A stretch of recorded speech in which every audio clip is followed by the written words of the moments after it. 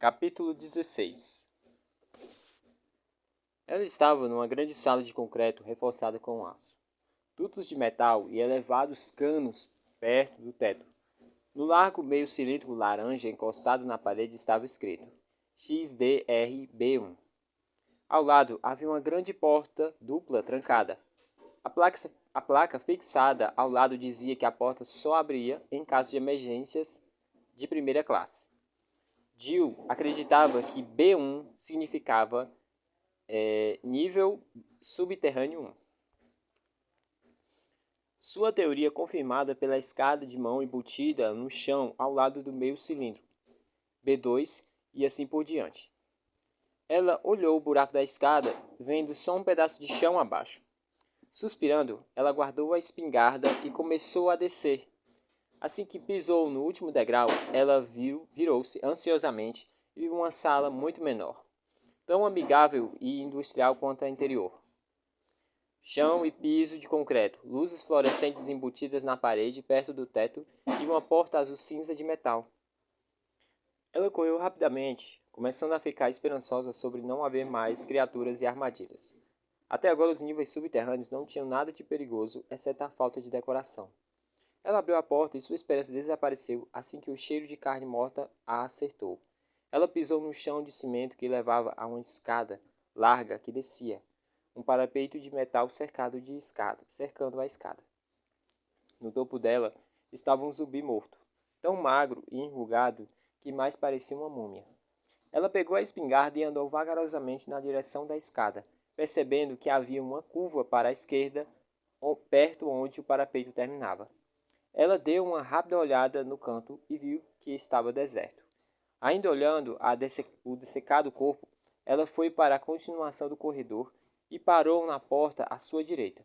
A placa ao lado da porta dizia Sala de Dados Visuais e estava destrancada.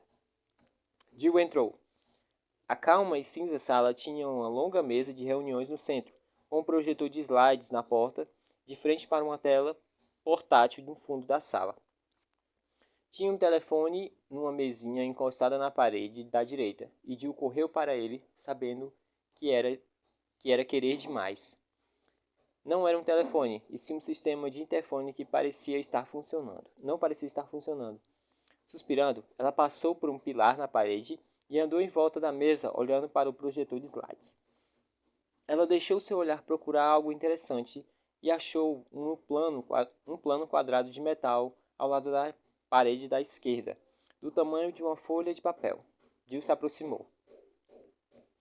Ela tocou uma barra de cima do quadrado e ele deslizou para baixo e para dentro da parede, revelando um grande botão vermelho. Ela olhou em volta, tentando imaginar que armadilha seria, e percebeu que não havia nenhuma. A mansão, os túneis, tudo aquilo foi feito para evitar que alguém chegasse aqui, nos níveis subterrâneos. Não havia armadilhas onde o verdadeiro trabalho era feito. Ela sabia que sua lógica estava correta. Aquela era uma sala de reuniões, um lugar para beber café ruim e reunir com os colegas. Nada pularia nela se apertasse o botão. Jill o apertou, e atrás dela o estreito pilar se moveu para o lado com um suave som mecânico. Atrás do pilar havia várias prateleiras cheias de papel e algo que brilhou na branca luz da sala. Ela correu e pegou uma chave. Sua ponta tinha o desenho de um raio de energia. Pondo-a no bolso, ela deu uma olhada nos arquivos. Todos estavam estampados com símbolos da Umbrella e eram muito grandes e pesados para serem lidos. O título deles confirmou o que ela já suspeitava.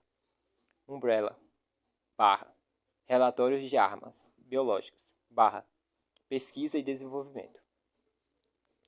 Acenando devagar, Jill pôs o arquivo de volta. Ela finalmente achara o verdadeiro lugar de pesquisas e sabia que o traidor do Stas estaria em algum lugar. Ela teria de ser cuidadosa. Dando uma olhada em volta, Jill decidiu procurar a porta a qual a chave pertencia. Era a hora de encaixar as últimas peças do quebra-cabeça que a Umbrella tinha criado e que o Stas se sacrificou para resolvê-lo. A retorcida planta 42 estava na terceira porta do subsolo, pendurada, com suas ramificações quase tocando o chão. Algumas delas se mexendo, tentando achar a água que Chris drenou. Oh, Deus, isso é nojento, Rebecca disse. Chris concordou. Assim que a sala, além da sala de controle, só havia duas portas no subsolo. Uma delas tinha várias caixas de cartuchos para todos os tipos de armas, apesar de quase todas estarem molhadas.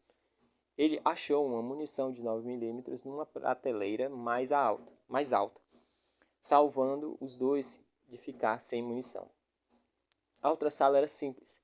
Tinha só mais uma mesa de madeira, um banco e uma grande raiz de planta carnívora que vivia lá em cima.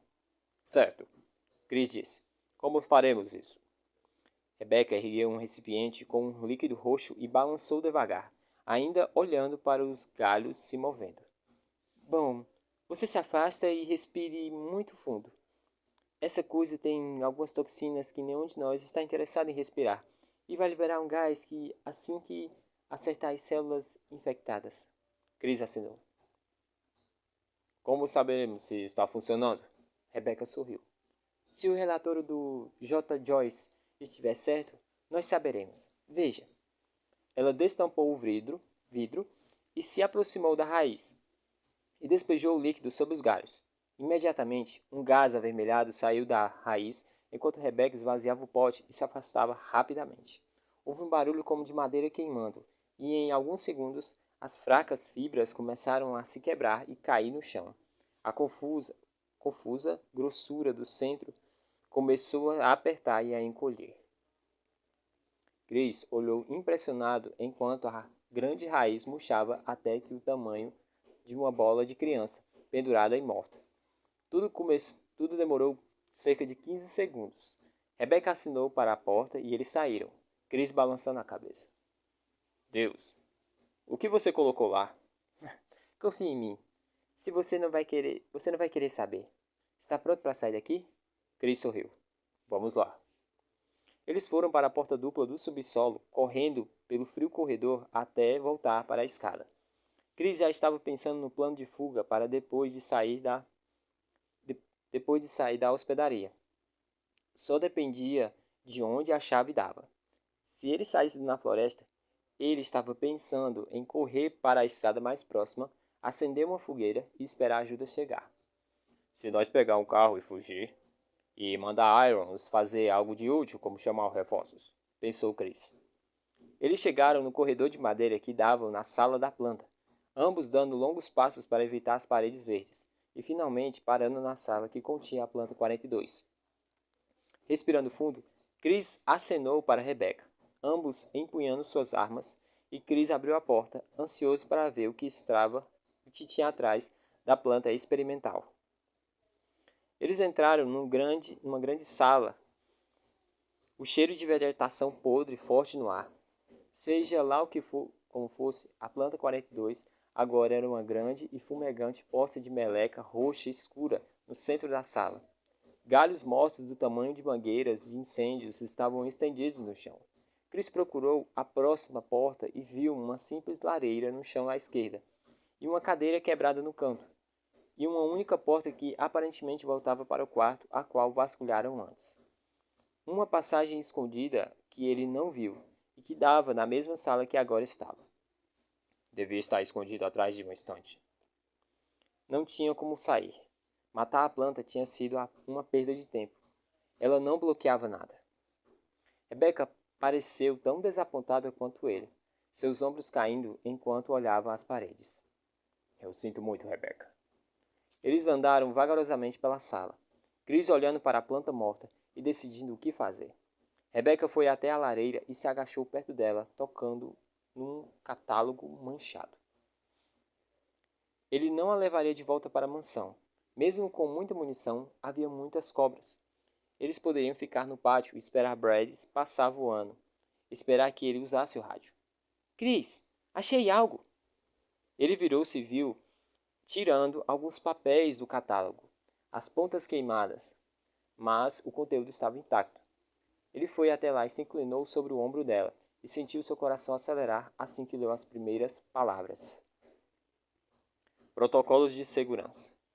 Nível subterrâneo 1. Heliporto. só para o uso executivo. Essa restrição pode não ser aplicada em casos de emergências. Pessoas não autorizadas entrando no heliporto são baleadas. Elevador. O elevador é somente para emergências. Nível subterrâneo 2. Visual Date Room. Somente para pessoal da divisão de pesquisa especial. Qualquer outro acesso à sala de dados visuais deve ser justificada para Kent, gerente da sala. Nível subterrâneo 3. Prisão.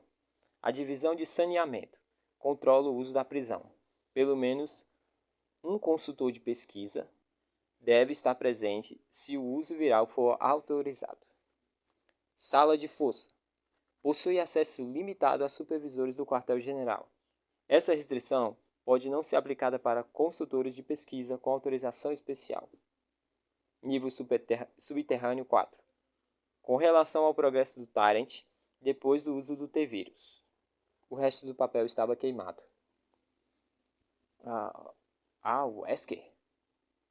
Disse Chris suavemente. Capitão Albert Wesker? Barry disse que Wesker havia desaparecido logo depois de entrarem na casa. E se o Wesker nos trouxe para esse lugar para que os cães nos atacassem? Frio, competente e ilegível Wesker, trabalhando para Umbrella. Rebecca virou a página e Chris se curvou de novo, lendo as legendas debaixo das quadradas linhas. Mansão, jardim, hospedaria, subsolo, laboratórios. Tinha até um círculo perto do mapa da mansão para mostrar que eles perderam. Uma entrada secreta para o subsolo escondido atrás da cascata. Rebecca se levantou, com os olhos arregalados e incertos. O capitão Wesker está envolvido em tudo isso? Chris acenou levemente. E se ele ainda estiver aqui, deve estar nesses laboratórios, talvez com o resto do time. Se a Umbrella o mandou aqui, só Deus sabe o que ele deve fazer. Eles tinham que achá-lo. Alertar o resto do time sobre a traição de Albert Wesker.